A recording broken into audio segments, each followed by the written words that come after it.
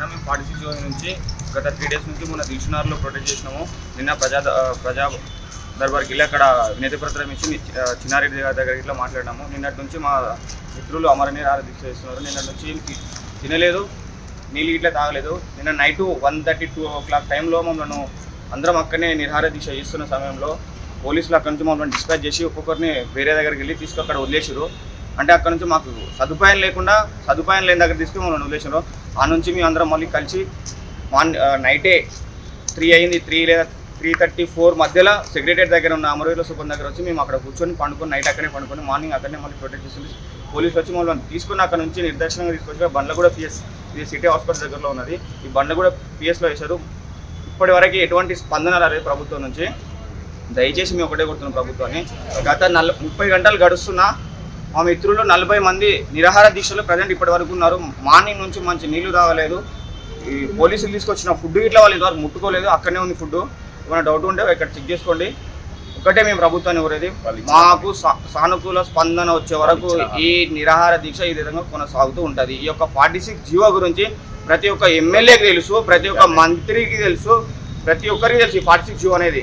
దయచేసి మేము ప్రభుత్వాన్ని ఒకటే కోరుతున్నాము. ఇది మీరు ఇచ్చిన హామీ, ఇది మాకు గత ఎలక్షన్స్ కంటే ముందు ఇచ్చిన హామీని కాబట్టి మీరు దయచేసి ఈ యొక్క హామీని నెరవేర్చే విధంగా మాకు సానుకూలంగా స్పందన వచ్చే వరకు ఈ నిరాహార దీక్ష ఈ విధంగా కొనసాగుతుంది. ప్రజెంట్ స్టిల్ నౌ టైం 7:38 అవుతుంది. ఇప్పటికి ఇట్లా ఎటువంటి రెస్పాన్స్ లేదు పైనుంచి మాకు. మేము ఇక్కడనే కిందనే ఉన్నాము. వాళ్ళు ఒకవేళ కిందికి వచ్చినా సరే మీ నిరాహార దీక్ష కొనసాగిస్తాము. ఇదే మా ప్రభుత్వానికి ఇదే మా యొక్క హెచ్చరిక. దయచేసి మాకు న్యాయం చేసే వరకు మేము అయితే ఊర్లోకి అయితే వెళ్ళాము. ఇక్కడనే ఉంటాం. హైదరాబాద్లో ఉండి మా దీక్ష అయితే కొనసాగిస్తాం. మేము 46 జీవో మీద పోరాటం చేస్తున్నాము. అధికారంలో ఉన్నప్పుడు, ప్రతిపక్షంలో ఉన్నప్పుడు కాంగ్రెస్ పార్టీ మాకు న్యాయం చేస్తామని చెప్పి ఇప్పుడు అధికారంలోకి వచ్చిన తర్వాత మా వాళ్ళని నిర్బంధించి పోలీస్ స్టేషన్లో అరెస్ట్ చేయడం జరిగింది. నిన్న ఉదయం మా వాళ్ళు ప్రజాభవన్కి వెళ్ళి సానుకూలంగా మా నిరసన తెలిపేసి అక్కడే కూర్చొని బైఠాయించి మాకు న్యాయం చేసేదాకా మేము దీక్షలో కూర్చుంటామని చెప్పారు.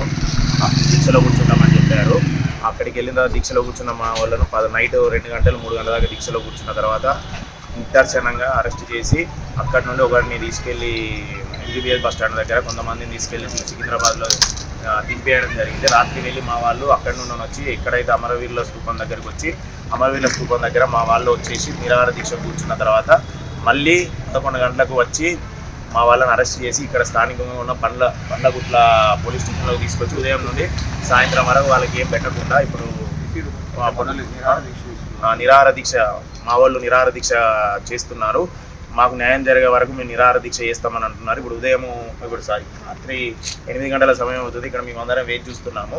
మా వాళ్ళకి ఏదో ఒకటి త్వరగా న్యాయం చేసి 46 జీవో వాళ్ళకి న్యాయం చేసి కాంగ్రెస్ ప్రభుత్వం ఇచ్చిన హామీని నెరవేర్చుకోవాలని మా ఇక్కడ ఉన్న వాళ్ళు అందరం కోరుకుంటున్నాం.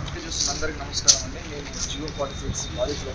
గత 18 నెలల నుంచి ప్రతి ఒక్కరి చెవులో పడుతున్న మాటనే ఇది జీవో నెంబర్ 46, జీవో నెంబర్ 46. ఎందుకంటే ఇది చాలా అన్యాయం చేసింది గ్రామీణ మెరిట్ అభ్యర్థులకు. మేము ఎంతో నమ్మకంతో మాకు కాంగ్రెస్ ప్రభుత్వం వస్తే మాకు న్యాయం చేసేదన్న ఉద్దేశంతో మేము ఓట్లేసి మరీ కాంగ్రెస్ ప్రభుత్వాన్ని గెలిపించుకున్న తర్వాత లాస్ట్ 30 రోజుల క్రితం వరకు కూడా మేము ఎప్పుడు కూడా గవర్నమెంట్కి అగెనిస్ట్గా ఏ ఉద్యమం కానీ, ఏ ముట్టడి కానీ, ఏ నిరసన కానీ చేయలేదు. కాబట్టి మమ్మల్ని ప్రభుత్వం అనేది మధ్య పెడుతూనే వస్తుంది. మీకు న్యాయం చేస్తామనే ఉద్దేశంతో మమ్మల్ని మధ్య పెడుతూ వస్తుంది. మేము ఎంతో ఓర్పుతోనో సహనంతోనో గవర్నమెంట్కి అగెనిస్ట్గా ఎందుకు చేయాలి, మాకు న్యాయం చేస్తానని మాట ఇచ్చిన నమ్మకంతో ఉన్నాం. మమ్మల్ని మధ్య పెడుతూ మమ్మల్ని ఈ స్థాయికి తీసుకొచ్చింది. ఇప్పుడు ఎవరు మమ్మల్ని పట్టించుకోలేరు.